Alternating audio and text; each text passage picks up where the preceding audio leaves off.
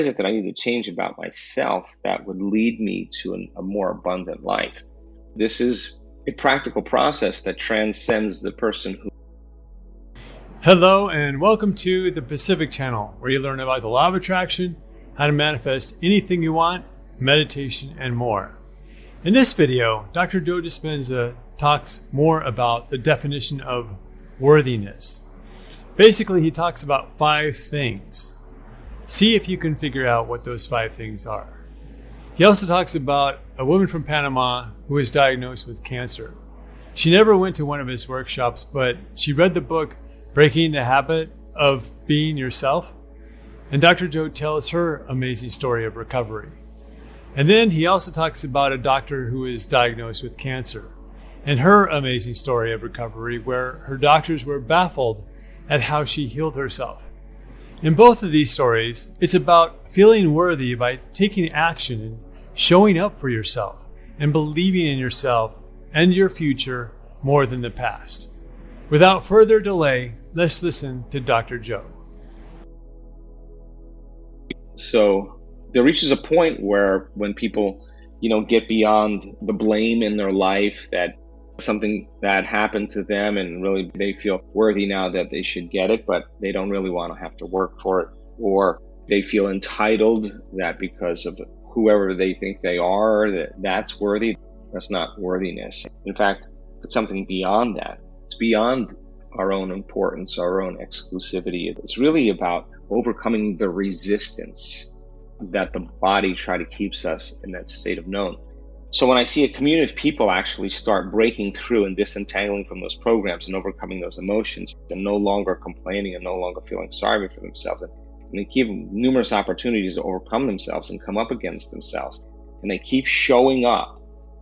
I watched it happen so many times. They start to really overcome the emotions of their past, and they naturally want to feel the emotions of their future. They actually stop feeling those old emotions, and that's when the body's liberated from the past. And so that person actually, if they keep showing up for themselves, they reach this point where they actually feel worthy of what they're creating. They've gotten to the point where they were no longer in lack of the experience. They feel like the experience has already happened, and the cool part about it is now they no longer want it, right? I mean, they feel worthy to receive it. They feel like they're worthy to have that now in their life. And I think the universe actually supplies us the gifts that we think we're worthy of receiving. And so the overcoming process is so important, because if you truly do that, then even as an example in your walking meditation, in going through a pineal gland meditation, in committing to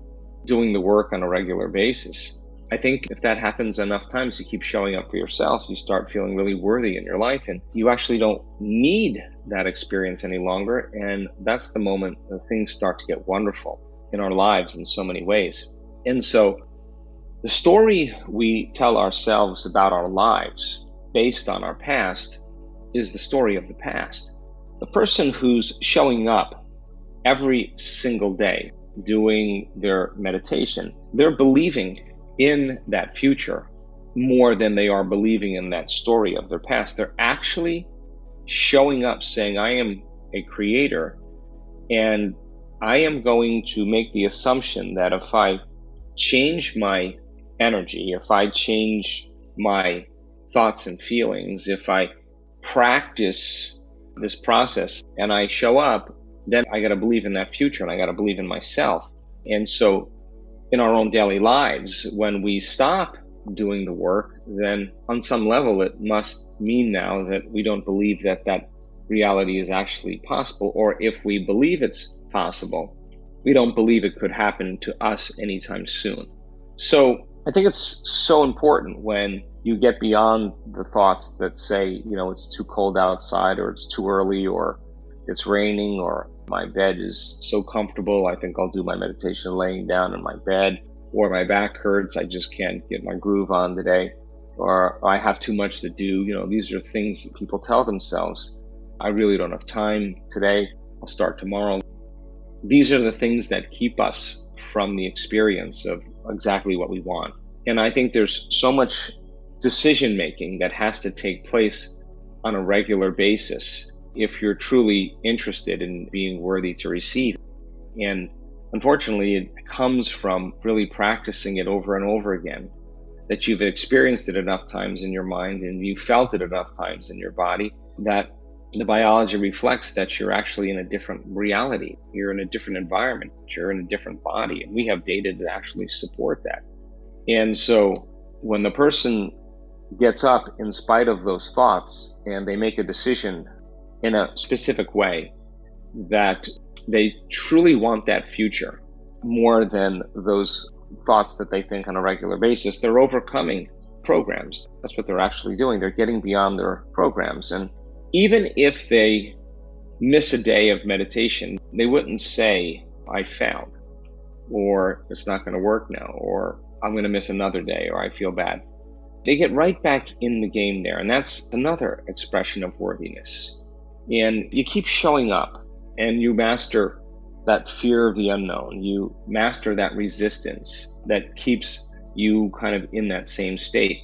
The liberation of energy that occurs for that person, that is available energy that they now actually have to create that abundance in their life. And for me, when I get to that point where I don't think I could go any further, I know I'm getting close to something really good.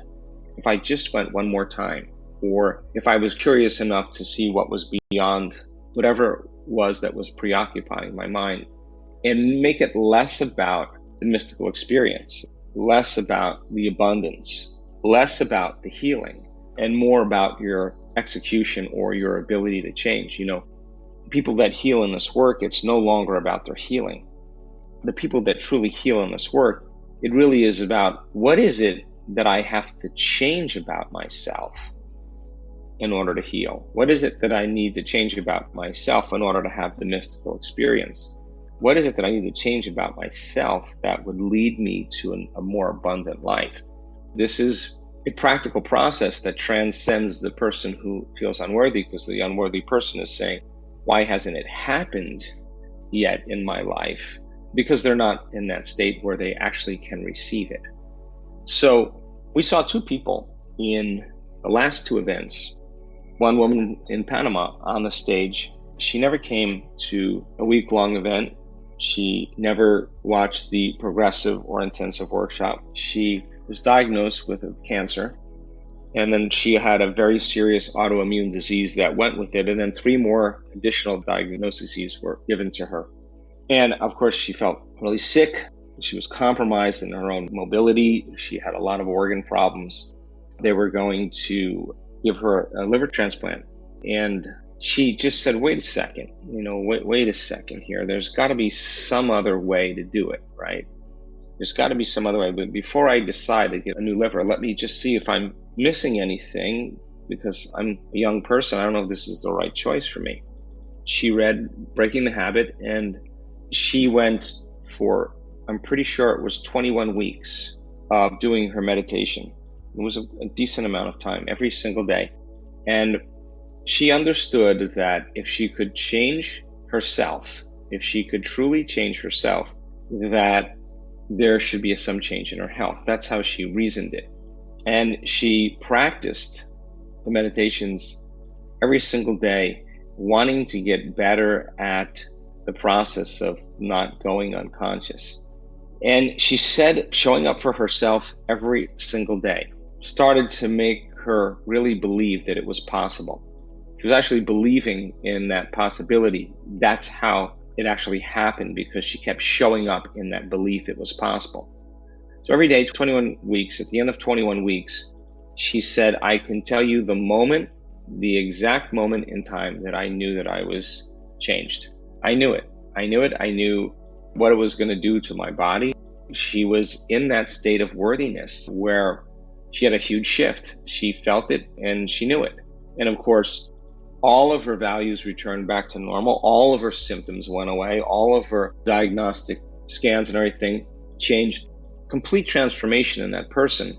And the doctors were still in such disbelief that they still wanted her to do some type of chemotherapy, even though there was no evidence anywhere in her body. This past weekend, we had a medical doctor on stage who also was diagnosed with cancer. a very rare cancer, in fact. And she did all the conventional protocols that go along with treating this condition. She did an experimental trial for a period of time. I'm pretty sure it was an experimental trial that kept her condition the same for a couple years. But of course, she was working really hard as a doctor and was under a lot of stress. And in time, the condition started to worsen and the cancer started to move and spread. And she changed her diet. She tried meditating, and still, though, she had tumors all up and down her spine from the metastasis. And then she starts getting exposed to the work, and without coming to an event, just doing it on her own and having it make sense enough to her as a doctor to realize, my goodness, I've been mismanaging my attention and my energy and my emotions. I've been living in high beta for a constant period of time. I'm in survival, I'm in emergency, there's no energy for growth and repair.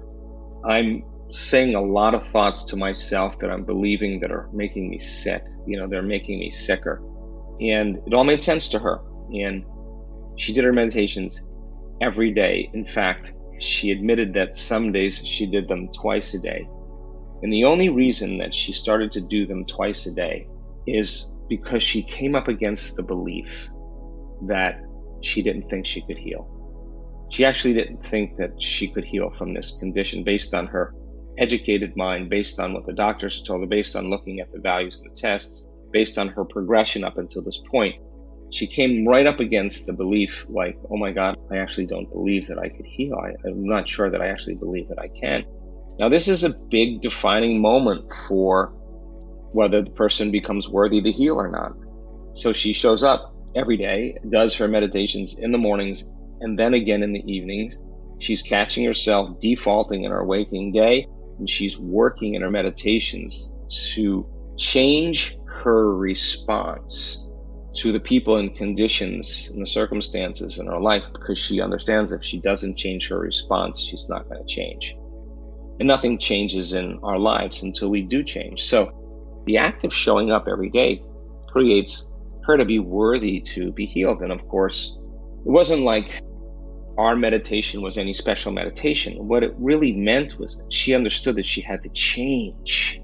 That was it. That's what she understood.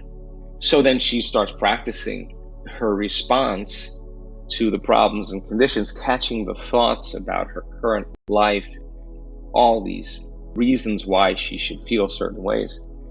Wow, in a very short amount of time, she starts noticing changes in her physical body, in her symptoms. She goes back and gets the scan, and there's a dramatic decrease in all the tumors in her body. Now, the moment she saw that, she was able to correlate what she was doing inside of her to produce those effects outside of her, and what she thought about that actually created those changes was that every single morning she showed up for herself. Every single morning that she got beyond it, I got a busy day and I had patients to see and I had a stressful day yesterday. She just reached the point where she got to that state of feeling so whole with herself, so changed, that she actually felt like she was no longer that person. Her showing up every day when she got the new diagnosis from the doctors that they couldn't believe it because it was such a rare condition. She thought about those times where she didn't want to do the work. She thought about those times she was in fear, when she was doubting, when she was in too much pain, when she could have said she had too much to do. She thought about those meditations where she was so happy that she showed up for herself, on a regular basis, that she became that new person that she was working on being in. And she started feeling so much better that she started to imagine all the things that she wanted to do in her life again. She was a mother, she had brand new babies, 2 of them. And she had to imagine all the things she wanted to do in her life now that she felt better. It wasn't like a have to. She had to imagine those things because that's what she wanted to do when she was better, when she was healthier, when she was out of pain. That's how much belief she had in her future. And she was changing her brain and body the more she did that. And of course, cancer is in remission. And of course, she's the example now of what it looks like when we show up for ourselves. I learned some really cool things about worthiness and watching our community, and I think that if you keep showing up for yourself and you keep believing in yourself and you believe in those other thoughts, like when you hear I'm too tired, that you believe you can do this and you have enough energy instead of you're too tired. That's the new thought that's actually taking you to that future. That's leading to a new choice. That's leading to a new behavior. That new behavior is that you are the creator of your life.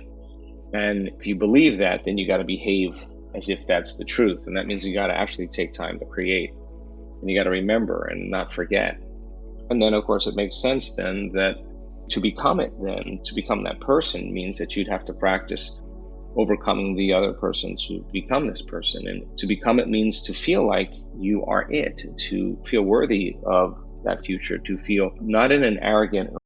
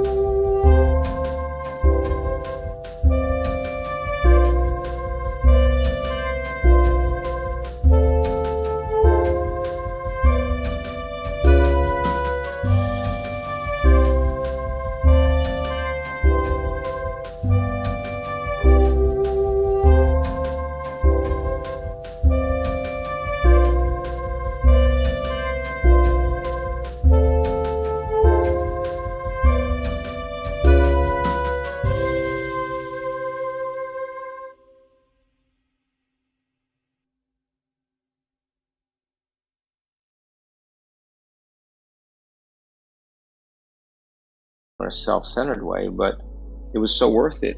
It was so worth it that you showed up every day. And I think that's when we become worth it. So I will take some questions now, but I just want.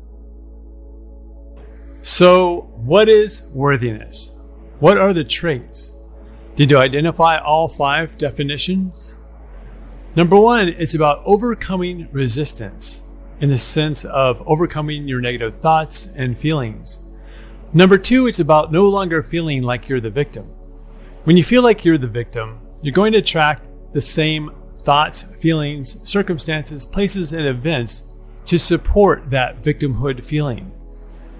Number 3, it's about overcoming past emotions. And number 4, it's feeling the emotions of the future now. It's kind of an interesting concept that your current reality is really the result of your past thoughts and feelings. And your current thoughts and feelings are creating your future reality. So really, in essence, your current reality is old news because it was created from the past. So when you learn how to create your future with your current thoughts, that's when you can really master this stuff. Number 5, it's about no longer feeling sorry for yourself, which is really closely linked to not being the victim any longer. When you no longer feel sorry for yourself, you take responsibility for your vibration, for how you feel, and for creating your life. The bottom line is that you are the creator of your life. When you believe it, you'll see it.